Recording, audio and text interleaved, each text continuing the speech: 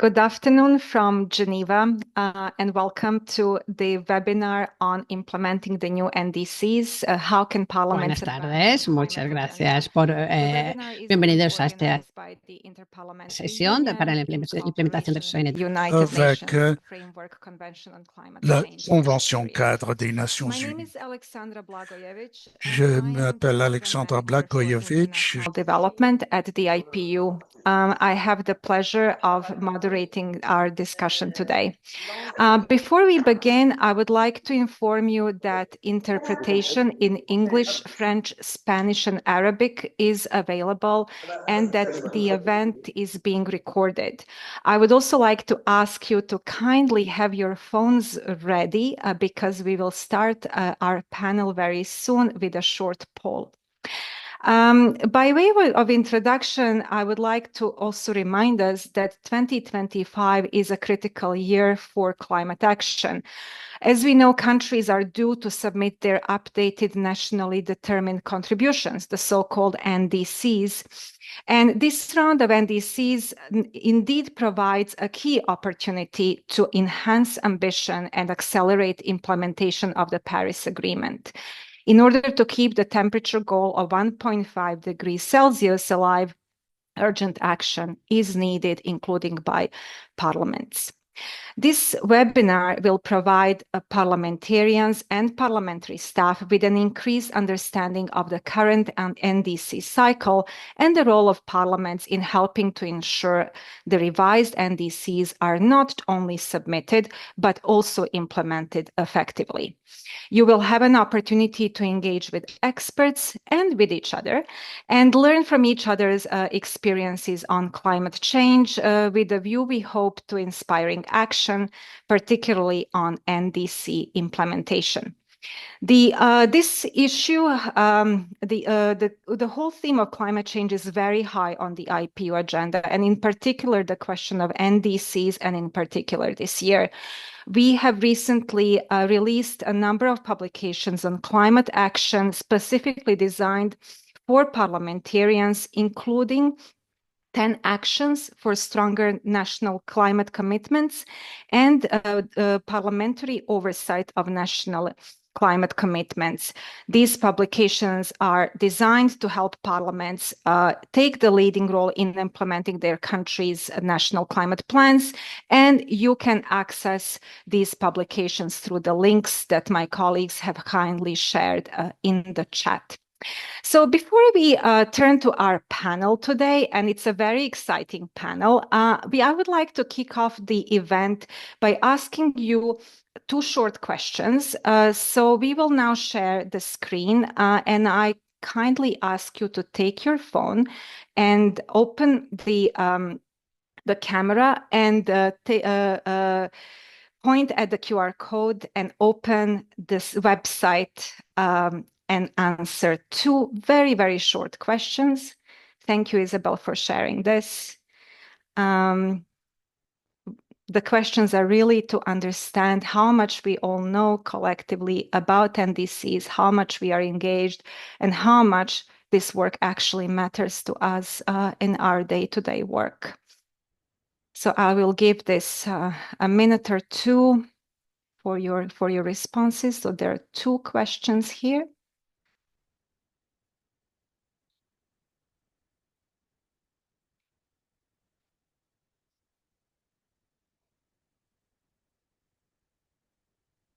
Thank you so much. So far, we have 3 responses, and quite mixed. We have people who are just starting, which is absolutely fine, and we especially welcome those of you to this webinar. We have an expert on the issue. Maybe let's give it a few more seconds, and you can, of course, continue and send us your answers. And how relevant is the climate agenda to your work? Very important, very relevant, and unimportant, important. Okay, so we definitely have a nice mix of people here who are here because climate change is important to them. I think this is maybe the conclusion of this work. You are here because it's important, whether it's for your job or you're personally committed. So this is really good to hear. I will now turn to the panel, and we will start first with short expert presentations, and then we will turn to two parliamentarians. So I will now like to give the floor to our very dear colleagues from UNFCCC, Monica Eshegoyen and Montana Viskovic, who will be able to tell us about the NDC cycle and provide some of the latest updates. I will first like to hand it over to Ms. Viskovic, please. Hello, thank you for having us. Let me take a moment to share my screen.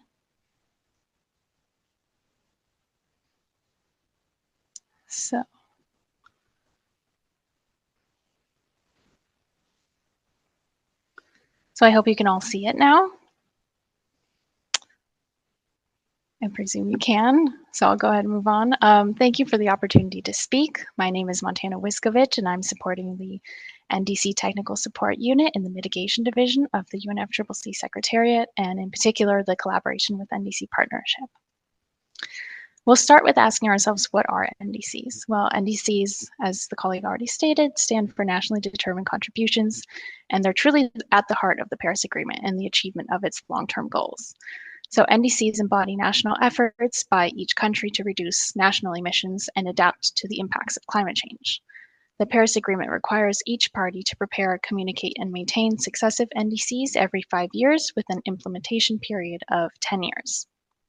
And in order to enhance the ambition over time, the Paris Agreement commits that successive NDCs will represent a progression compared to the previous NDC and reflect its highest possible ambition. Moreover, parties may at any time adjust their existing NDCs with a view to enhancing its level of ambition. Now, looking at a timeline of the NDCs, since the adoption of the Paris Agreement in 2015, parties were requested to submit NDCs, their first round of NDCs, by 2020 and every 5 years thereafter, which puts us in a submission year this year in 2025. And as we see at the end of the timeline, 2050 is the long-term goal for the Paris Agreement.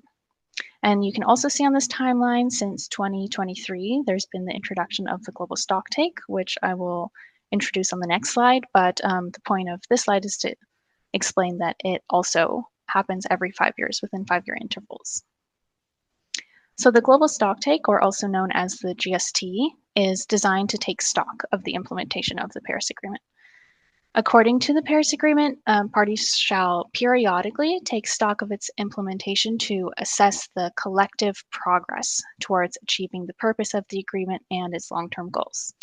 So it enables countries and other stakeholders to take inventory to see where they're collectively making progress towards meeting the goals of the Paris Agreement and where we're falling short. That entails looking at everything related to where the world stands on climate action and support identifying the gaps and doing all of that to work together to agree on solutions to safeguard our future.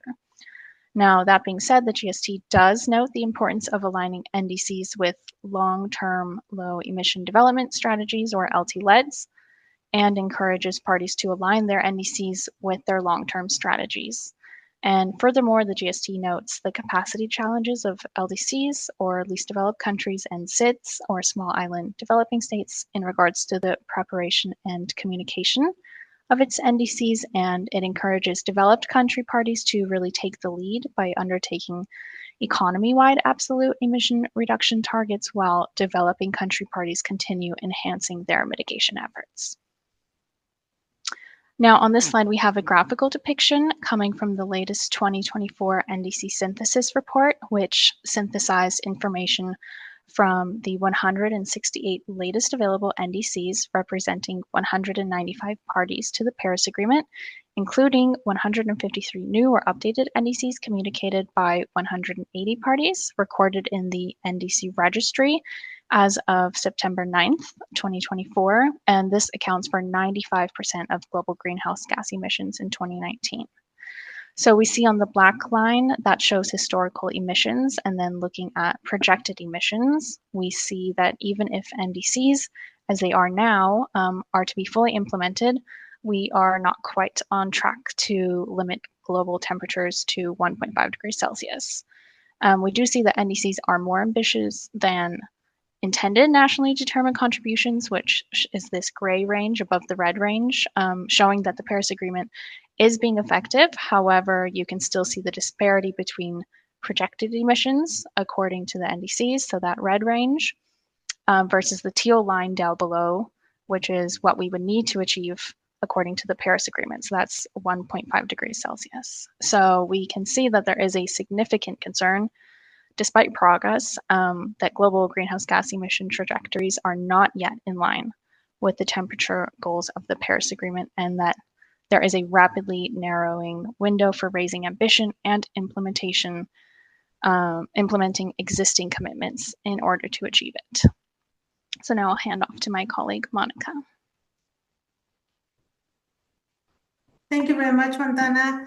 And good morning, good afternoon, everyone. It's a pleasure to be back in this Inter-Parliamentarian Union meeting. I was with you last year in Geneva in person, and I have the privilege to address you. So now I'm gonna continue with this presentation, and we are in that hot topic of NDC 3.0. If you want to take 3 points from the importance of NDC 3.0, I will let you know this one.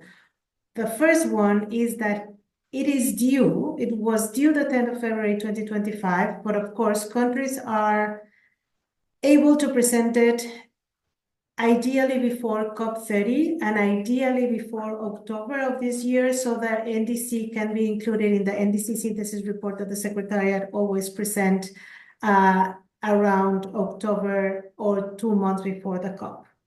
The NDC 3.0 should be informed by the outcomes of the global stocktake that Montana just presented, should be included in the NDC how you take this global stocktake information into your new NDC, and should be ambitious enough to bring us near to reach the global goals of the Paris Agreement.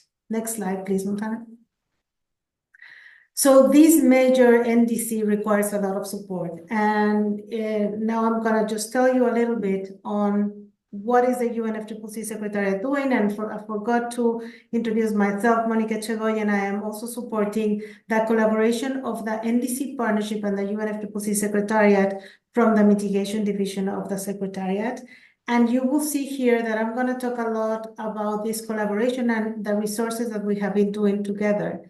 Last year, and I'm gonna present it at the end of my presentation, we informed you that we developed the NDC 3.0 Navigator. I am almost sure that everybody received this information in the concept note of this meeting. You have the link, but I'm going to explain again and to share with you what is the importance of this tool. And we also launched last year an NDC 3.0 webpage or portal in UNFCCC webpage, and I'm going to give you details of what it is inside. Apart from these two tools that I'm going to present in detail, the UNFCCC Secretariat has 6 regional collaboration centers. These regional collaboration centers are there for the support of countries if they want to engage with the UNFCCC Secretariat. That can be your first door to knock in regards of anything that is related to the implementation of the Paris Agreement. The collaboration centers are in the Asia Pacific, in the Caribbean, in East and Southern Africa, in Latin America, in MENA and South Asia region, and finally in West and Central Africa. Within these regional collaboration centers and the NDC partnership, last year we launched a holistic approach project in 3 countries, in St. Vincent and the Grenadines, Jordan, and Cambodia. And this project aims to give a holistic approach of how countries are developing their NDCs, taking into account their national development strategies. And it has been quite a challenging project because we are used to see NDCs as a separate document that we need to submit to the UNFCCC Secretariat, and not to be integrated in or come from the national development strategy from our countries. And that is the ideal world, and that is what we will aim to do, and that is what also the Global Stocktake is aiming to allow countries to do. The next slide, please, Montana. Also, the UNFCCC Secretariat has been engaging with other partners, not only the NDC partnership, but also other agencies of the UN system. And we have been developing a lot of intelligence and communication between the UN Climate Action Team from the Secretary General of the UN, with UNDP, with UNEP, and other partners, institutions, very important development banks and other agencies, to have information on how we are supporting countries in developing their NDC 3.0 and where are the challenges. For that, we create events, and I'm gonna tell you a little bit more about that. And also the Secretariat has launched this year a climate plan, or NDC 3.0 campaign, to try to synergize the efforts that very important and very impactful countries are having on launching this NDC 3.0, to give us those lessons learned from countries that have done it well, how to do it in other countries. We also have at least 2 interagency meetings through the year where we take stock of how international agencies are supporting countries. And this year, we're going to have 2 climate weeks that are going to be not regional climate weeks, but global climate weeks. And in the margins of those climate weeks, we will have NDC clinics with the aim of talking about the importance of have access to finance instrument to implement the NDC, and not only develop it as a policy document. The next one, please, Nanda. So as I was telling you, the UNFCCC has an NDC 3.0 website. Here is the link. Here is a QR code. In this website, you're going to find resources, events, information of initiatives that are supporting the development of NDC 3.0. You're going to have also a link to a help desk, a link to the NDC 3.0 navigator, and you're going to be able to extract from there very important information. Furthermore, next one, please. You will have a map showing which countries has already presented their NDC 3.0. We have until today 18 countries that has presented it. As I mentioned it before, the due date was 10th of February, but of course we are continuously receiving NDC 3.0. In this webpage, you're also going to find the link to the NDC registry, where you can access each one of these documents and download it and analyze them. And the idea is that by the end of this year, we have the 190 countries that are part of the convention with their NDC submitted. The next one, please. As I've mentioned, and I hope this is not new for anyone, we have the NDC 3.0 navigator that was launched last year in June, created by the NDC partnership, UNFCCC Secretariat, and others important partners like WRI, UNEP, and other agencies. This NDC 3.0 navigator is an interactive tool for you to get information on how to develop an NDC 3.0 based on the global stocktake outcomes. The next one, please, Montana. So in the NDC 3.0 navigator, you're going to find basically 3 areas or 3 sections. One section to learn about what is an NDC 3.0, what is the stocktake reflecting on, where in the Paris Agreement is the NDC 3.0 mentioned. It's a long area of knowledge, very important to give us the perfect context of what it is NDC 3.0. Then you're going to have a reflect section where we have provided a lot of questions with multiple answers to guide you on to understand where is your country in terms of their current NDC, and reflect on what are the areas that can be enhanced for the NDC 3.0. And the final section is to explore those routes and opportunities, these activities, these projects that you can add to your new NDC to enhance the ambition and, of course, to enhance the climate action in your countries. The next one. These routes and opportunities we compilated in 7 routes or 7 big topics. The first one is the alignment to the Paris Agreement temperature goal. We'll want to be in the 1.5 threshold of temperature, or even more as Montana just mentioned, we are far away to reach this temperature goal. And then the second one is the adaptation goal. The third one is how to reach a just and equitable transition with all these changes in our development strategies, how to mobilize all of government and all of society in this NDC 3.0. And I know that my colleague Hannah from the NDC Partnership is going to talk more about this topic. How to identify the support needs, meaning how to identify who is supporting this and what countries need to be supported. How to present documents, this NDC 3.0, in a way that it integrates the global stocktake, but they are transparent. They have all these ICTU components of how to make it transparent and verifiable and trustable documents. And last one, and I think is the most important of all, is how to unlock finance. This route gives us some information on where are the finance institutions, what are the finances mechanisms that we need to develop. But if you bring the next one, please, Montana, you will see here is another way to present the sections of the navigator, these guiding questions to reflect, and then these routes. In each route that I just mentioned, you will find opportunities, meaning subtopics of the big topic. And in each subtopic, you're going to be presented with the strategies that are going to allow you to implement that opportunity. You're going to receive case studies of successful case studies, and you're going to receive guidance and resources. You're going to have a huge amount of links and resources that you can access from the navigator that will guide you or will support the decision-making for the NDC 3.0.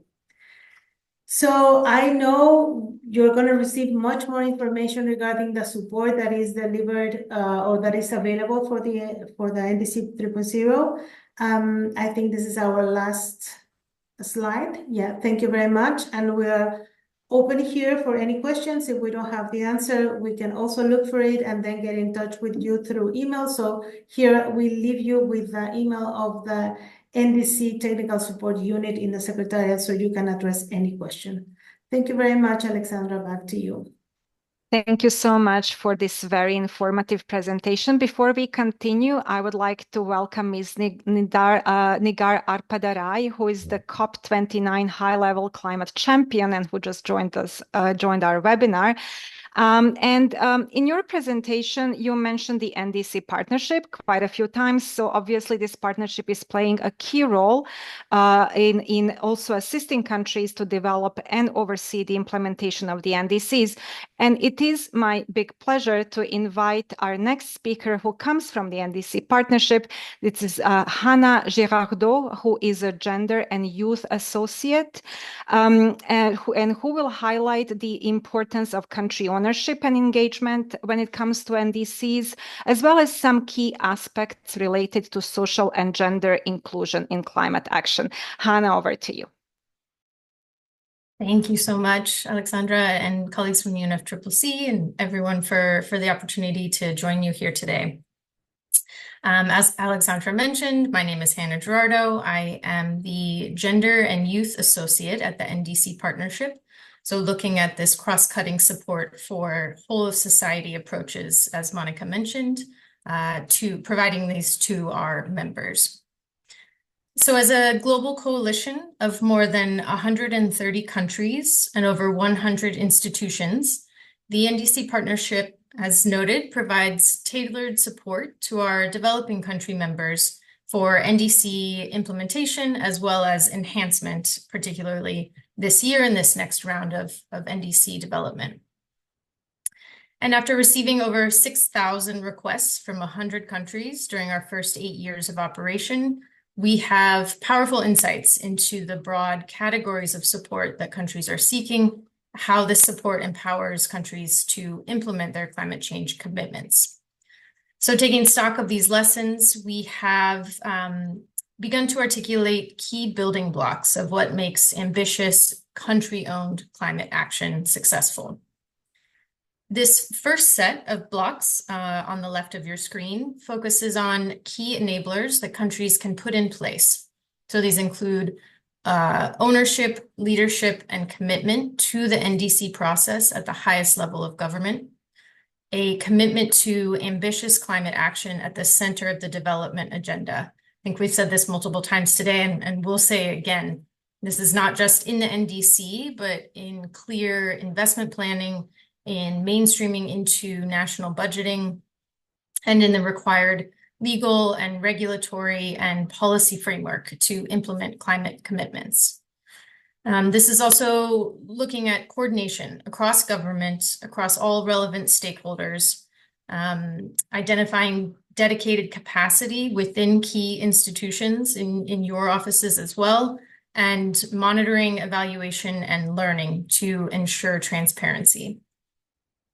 So as parliamentarians, you hold the power to unlock many of these building blocks and support impactful collaboration across sectors, across levels of government, and different planning processes, resulting in hopefully very ambitious climate development action that is clearly needed based on the slides we've just seen. So to the right on this image, NDC partnership members, partners, development partners, implementing partners match country efforts with their own, resulting in strengthened collaboration, but driven by your priorities and needs. So as a very quick example, Zambia was one of the first NDC partnership members way back in 2016 and has received support through the partnership across building blocks for developing their NDC, implementing NDC priorities and investment planning, mainstreaming those priorities within the national budget and growth strategies, as well as partner coordination and resource mobilization, to name a few, high level. But almost 40 partners have aligned support with Zambia's climate priorities through the partnership. And this includes UN agencies, multilateral development banks, NGOs, and the private sector. And I think this example of one country really highlights the results of both the country and the partner-led building blocks driving ambitious country-owned climate action. As you can imagine, and as has been alluded to, more partner support and especially finance is still urgently needed to help the country deliver on its 2030 targets. Putting people front and center is really critical to ensure that these NDCs and their implementation reflect development priorities and plans, and that underrepresented voices are heard throughout the process. We developed a best practice brief on inclusive stakeholder engagement in NDC development with examples from across the partnership, and I'll make a point to include that link in the chat shortly. But some of the key best practices include tailoring consultations to the needs of stakeholder groups, hosting consultations at multiple stages, not just during the development of the document, but throughout the implementation and monitoring and reporting, and ensuring stakeholders have some ownership and responsibility over the actions and the commitments in the NDC. So as we saw, St. Lucia was one of the first countries to submit their third NDC last month. And as part of that planning process, the Department of Sustainable Development included youth as stakeholders in a many stakeholder consultation effort that were gender responsive and inclusive. And they have clearly articulated youth and children, as well as gender equality, as key priorities and principles throughout their NDC document, which can be found on the portal that Monica mentioned. Just as to close, I wanted to share some other key examples. The Republic of the Marshall Islands was another one of the first countries to share their third NDC. Their commitment to gender equality is showcased in many elements throughout this document, but one in particular includes a current implementation project This is being carried out with support from the Government of Canada through the NDC partnership to increase training opportunities for women in outer islands in solar technology installation and repair. Niger is another example of partnership support, strengthening government capacity over time to result in highly impactful climate action. Through the NDC partnership, through support from UNCDF, government programs to map climate hazards at a subnational level and develop targeted interventions led to local stakeholders actively participating in building climate resilience for their communities. I'm pleased to end on an example directly involving parliamentarians. In Chile's National Framework on Climate Change law, they've included a mandate for the National Council for Sustainability and Climate Change to include 2 representatives of youth organizations with objectives of protecting the environment. So this formalizes youth participation in national policy development in a way that makes it clear how committed the country is to including younger generations in envisioning their future. So as representatives of your government, you play a critical role in defining these frameworks and then the enablers to advance efforts such as these. These are just a few examples of opportunities to create broad buy-in and engagement across the communities you represent for ambitious and inclusive implementation.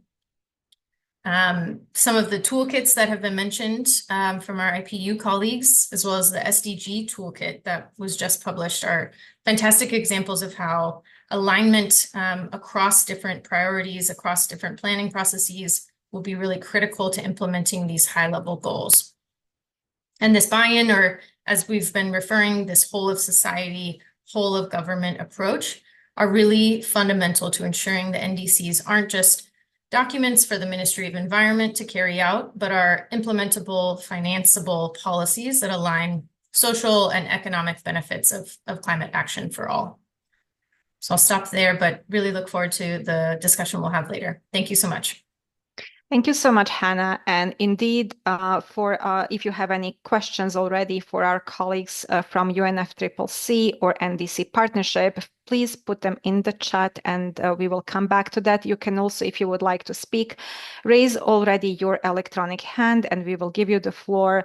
But before that, we would like to go to 2 parliamentarians who have joined the panel today. Mr. Alex Sobel, a member of parliament from the United Kingdom, who was also a rapporteur of the parliamentary meeting at COP26. Welcome, Alex.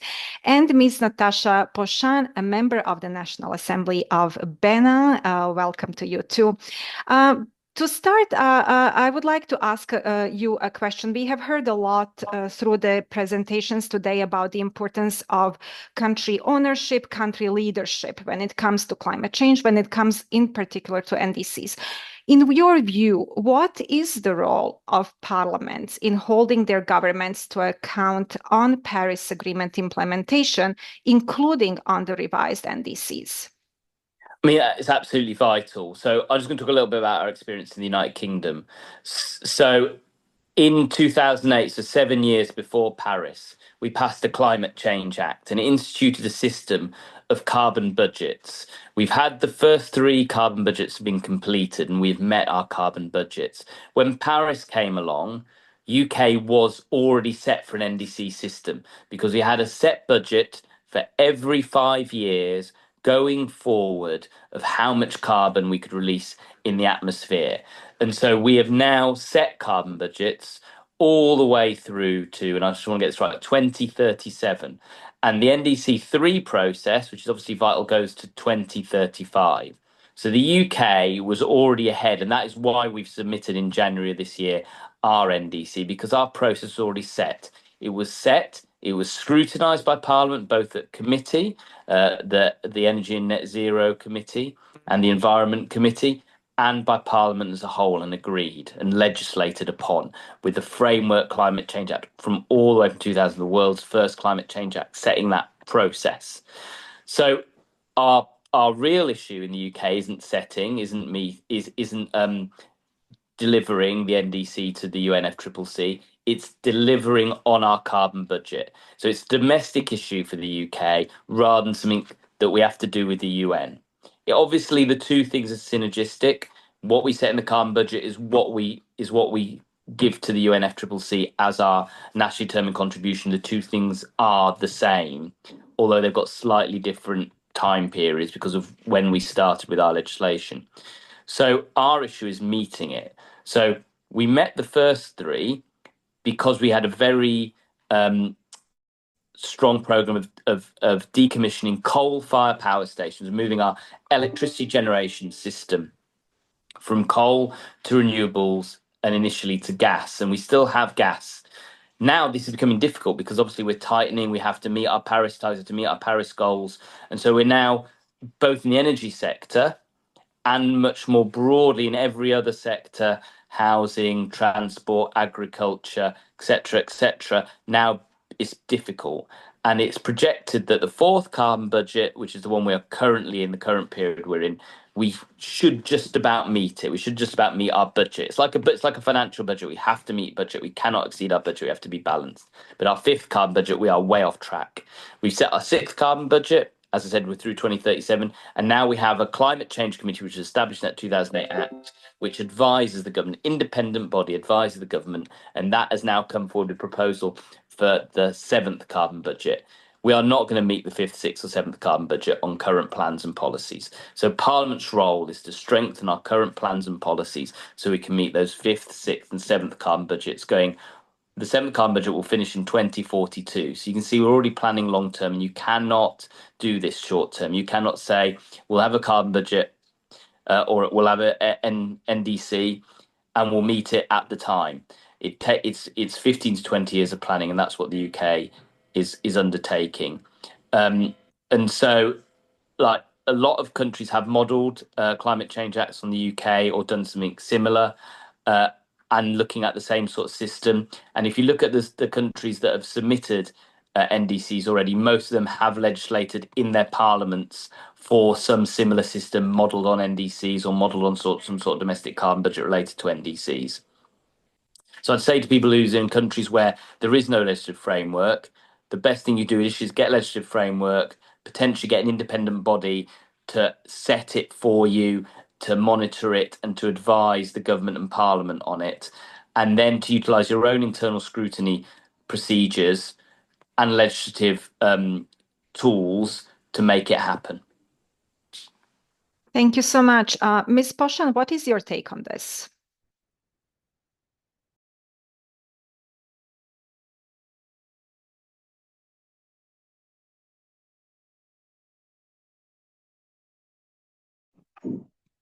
Merci beaucoup. Je tiens à exprimer Thank you very much. First of all, let me express my thanks to the committee for organizing this seminar where we can share our experience.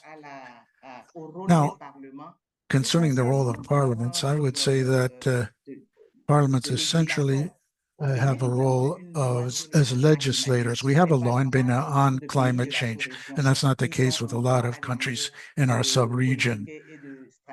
They're still just thinking about a vague strategy. And in 2021, we submitted a CDN.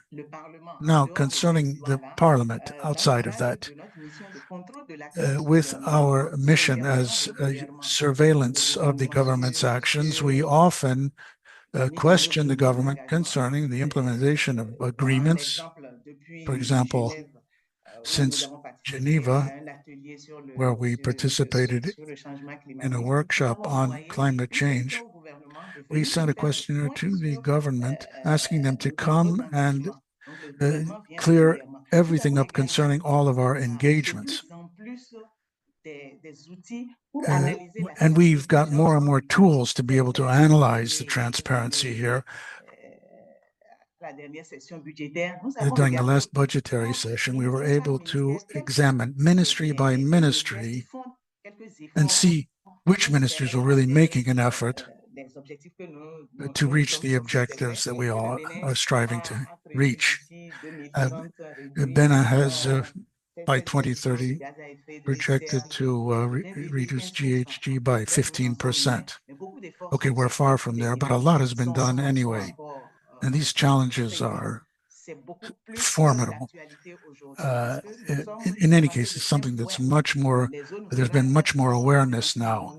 Our rural areas are flooded, crops have not been producing the yield. So all of this has given us an opportunity for awareness promotion and drawing people's attention to the climate crisis. That's all I can say for now, but I would like to go into more detail during the discussion. Thank you.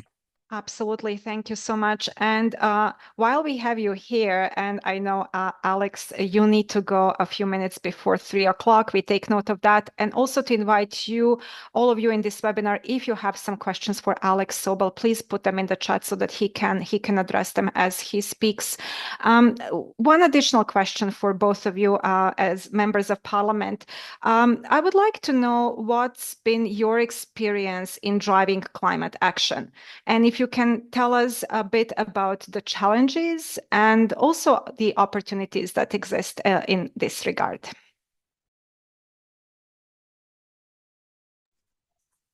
you want me to go first? Yeah, so I think the biggest challenge, or the two biggest challenges I would say in the UK are, one is entrenched industrial practice, which is reliant on fossil fuels. Either that's they're companies that are directly producing and developing fossil fuels, extracting, producing, developing fossil fuels, or they are reliant on their industry, they haven't made the change. Heavy industry, steel, concrete, agriculture, actually, although that's not that difficult to change, but they have become reliant on it due to practice, and we're getting them to move, making the transition. The second one is more a societal thing, where fossil fuels are the default. So in the UK, I would say the biggest issue around fossil fuels is it's a cold country in the winter. We're just coming out of the winter now, and people have to heat their homes.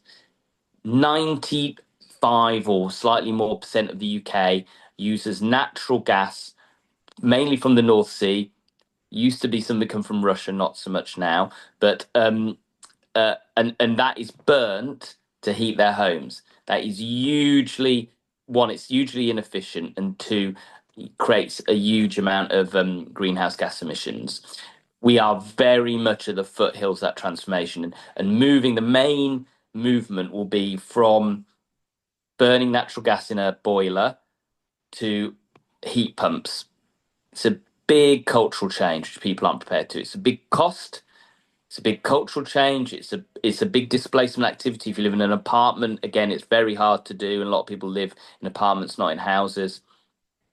There are many other areas where it's just that shift is very difficult. And so the government's role, in my view, is to facilitate that, to give public information, to fund the costs or the difference in costs for individuals and for industry, which they have been doing in the electricity generation sector, but not so much in other sectors, and to do other things, for instance, with housing, which is the example I'm using, is to super insulate the houses so you need less heating. So the baseline is covered. And we're very slow at that change. And that is also one of the reasons why meeting our NDC, our carbon budgets, is at risk, because we're moving too slowly, the costs are too great, and I'm afraid to say there are political forces that are opposed to it, partly for practical reasons and partly because they just don't believe in climate change. Thank you very much. Ms. Poshan, for you as a parliamentarian, do you share the same experience? Is there something else that you would like to add to this discussion? Oui, merci beaucoup. En termes de défis au Bénin, nous avons la question de la coordination in Benin, one of the challenges is coordinating efforts between the different ministries and other actors in the government.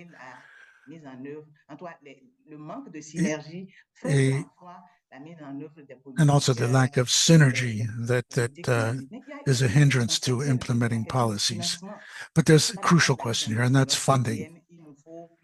For example, for a CDN, we need over 10,500 $1 million, which would be huge for our budget. So the funding question is crucial for us. And also the high cost of measures of mitigation, attenuation. Nevertheless, there are also opportunities here. Intersectoral cooperation, it can help, and development of different partnerships can improve the access to funding.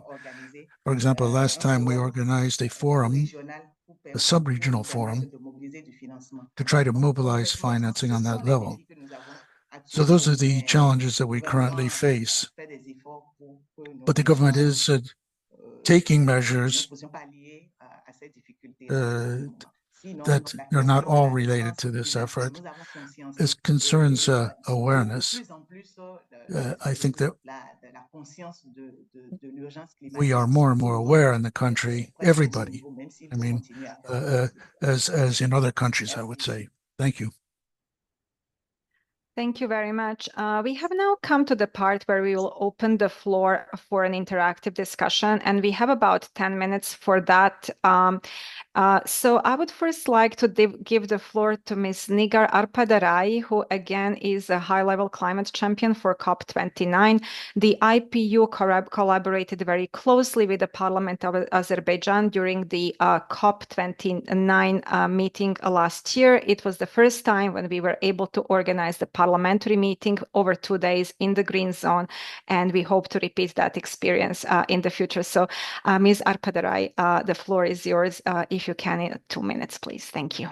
Yes, thank you, dear Miss Alexandra, dear ladies and gentlemen. It's such a great honor to be here today. And I represent today my parliament, Azerbaijani parliament, and also the process, because I'm the high-level champion for COP29. For those of you who don't still know what it is, it's just, that there is a system where we are engaging non-state actors into the whole process. And I've been privileged to work with so many great partners around the world.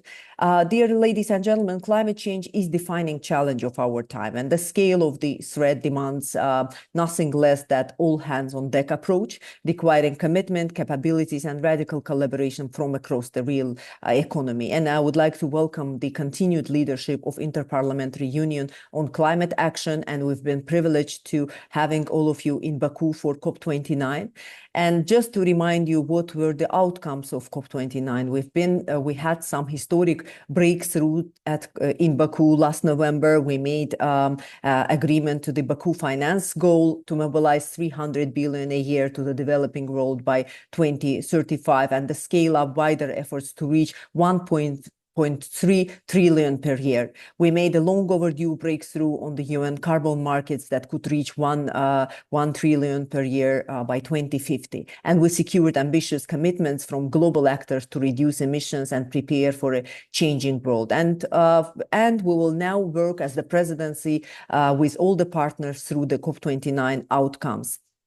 We also, as the presidency, we have announced and introduced 14 initiatives which covered many sectors, including agriculture, water, urban development, etc. So coming back to this issue of NDCs, we should revise NDCs as the opportunity. As the high-level champion, I had a chance to work with a number of non-state actors, including private sector. And the private sector people, business people, were saying that they are ready to work with their governments and to support governments to coming up with more ambitious NDCs. Yes, in many cases, they said that we need a better dialogue with the governments. We want to be aware and we want to contribute to this process. So my call would be to the governments to embrace, the communities, because we need everyone. We need all of society if we want to really tackle those challenges. We need civil society, we need private sector. And I strongly believe that well-designed climate policy attracts investments, drives innovation, and creates long-term economic resilience. And nations that lead should benefit from the substantial economic growth, energy security, and industrial competitiveness. So what I've seen that the non-state actors are ready to support the governments in this process.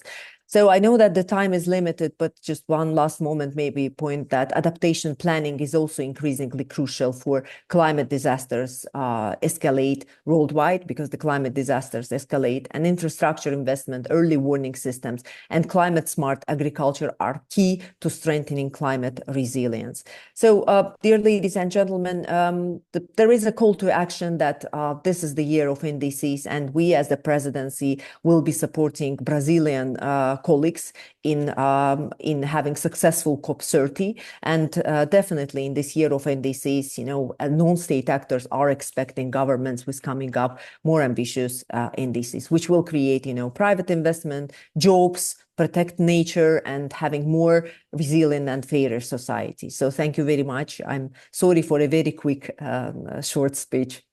Thank you very much. And indeed, the IPU is also working towards COP30. We are in close contact with the Parliament of Brazil about the organization of the next parliamentary meeting at the COP, and we hope to be able to confirm those dates very, very shortly. Now I give the floor to Mr. Berish Abdelkadir from Algeria for 2 minutes, please.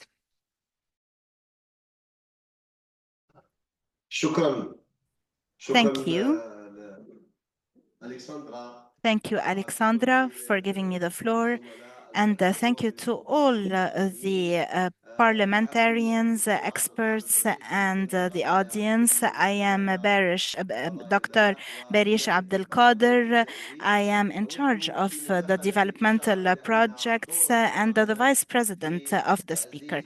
So I would like to speak about the important role of parliaments to mitigate the dangers of climate change. There are two important segments. First, we need legislations and laws that go in line with international agreements such as the Paris Agreement, and to face and all agreements regarding facing climate change. And the second section is the importance of the important role that the parliaments play to oversee the actions of the governments and to promote their roles and capacities to empower institutions to mitigate the greenhouse gases, and also spread awareness about the importance of safeguarding climate and facing the dangers of climate change. Regarding our subject, nationally determined contributions, regarding Algeria, Algeria is committed to all international conventions, including the Paris Agreement, and I think that we have many activities, whether we're talking about legislations and governmental actions. Algeria has adopted the national plan, and Article 30 and 20 has committed to reducing greenhouse gases by 7%, and we have adopted many activities such as the national strategy to face climate change last year in 2024, and Algeria has issued 2 reports regarding the international commitments. The first report was issued in 2024, covering 2020 until 2024, and now we are working on the transparency report, the biannual transparency report regarding the best practices to face climate change. Algeria is keen on promulgating many legislations. Last year, we promulgated a legislation regarding sustainable development, as well as another law regarding managing our trash and all the requirements to safeguard the environment. We have also issued a very important legislation last year to preserve our forest wealth. There's also a national plan regarding the Green Dam in Algeria to combat deforestation and to safeguard more than 4.7% or 4.7% of all the thousands of hectares of our green mass. So all this is to say that Algeria is deploying all the efforts to match all the ambitious goals of the Paris Agreement. Thank you. I would like now to give the floor to our last speaker from the floor, Maha Amour from the Tunisian Parliament. And I really ask you to stick to 2 minutes because we also would like to close with some comments from the panelists. Over to you. Thank you, Mrs. Alexandra, and I would like to welcome all the parliamentarians and all the experts. I am Dr. Maha Amour from the Tunisian Parliament. Regarding climate change, Tunisia suffers from all the dangers of the climate change. We have suffered from climate change, and Tunisia has succeeded in implementing the first NDCs, which is to reduce greenhouse gases and reduce CO2 emissions by 45% by 2030. So this NDC was determined by 15% or excuse me, by 5% by 2030. So the Tunisian Parliament is contributing to the implementation of the NDCs that we have specified on the 26th of February by the Ministry of Environment. So the Parliament will follow up on the implementation of these NDCs through our legislations that guarantee the protection of the environment by overseeing factories and by also overseeing the planting of trees in the forests and many other things. The success of these NDCs will only be guaranteed by making sure that all parties, institutions, parliament, and the government are making unified efforts. And we are looking to the best way to fund these NDCs. These NDCs require financial commitments for its implementation, especially that Tunisia is not a polluting country compared to other countries. We don't have big industries that pollute the environment.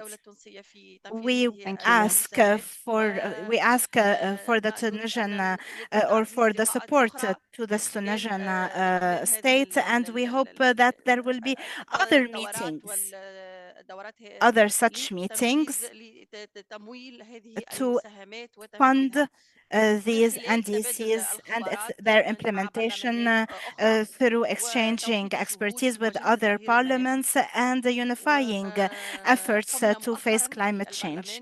Lately, or recently, in the parliament, we have adopted an agreement to plant trees in our forests. Thank you.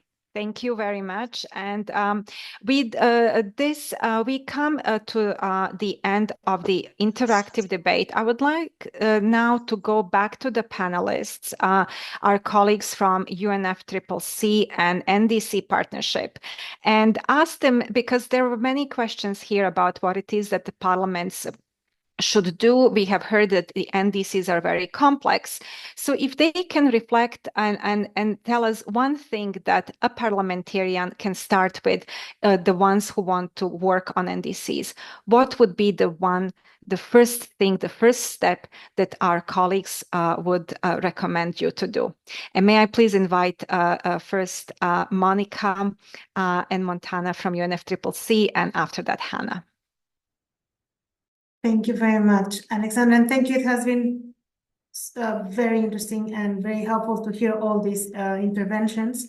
I will just summarize in one thing, that is strengthening institutional arrangements, national institutional arrangements that can be interconnected to support the implementation of the NDC and to support not only the implementation, but the agreement of the NDC. We forgot to mention maybe in our presentation that NDCs are not a document that is become law until it goes through the parliament.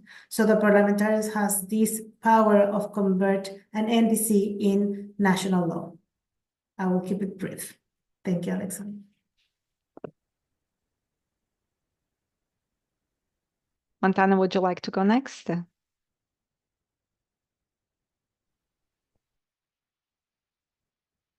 Montana has a little no, there.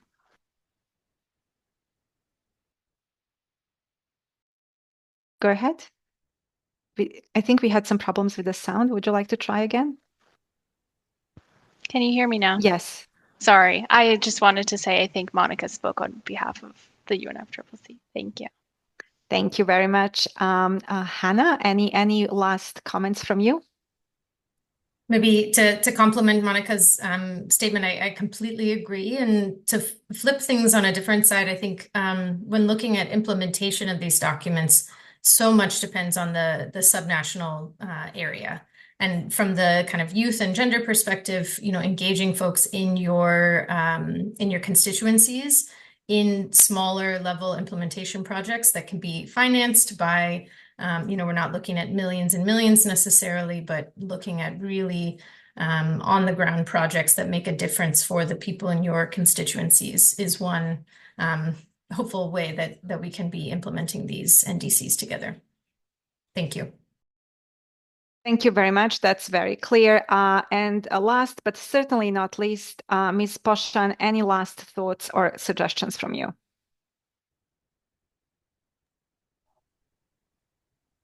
Merci beaucoup.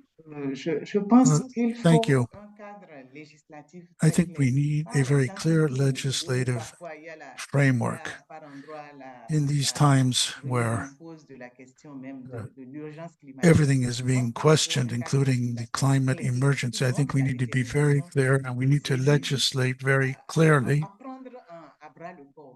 And legislators must move forward and confront this problem on a national level. Afterwards, we've got to have a good monitoring system, of course, on every level.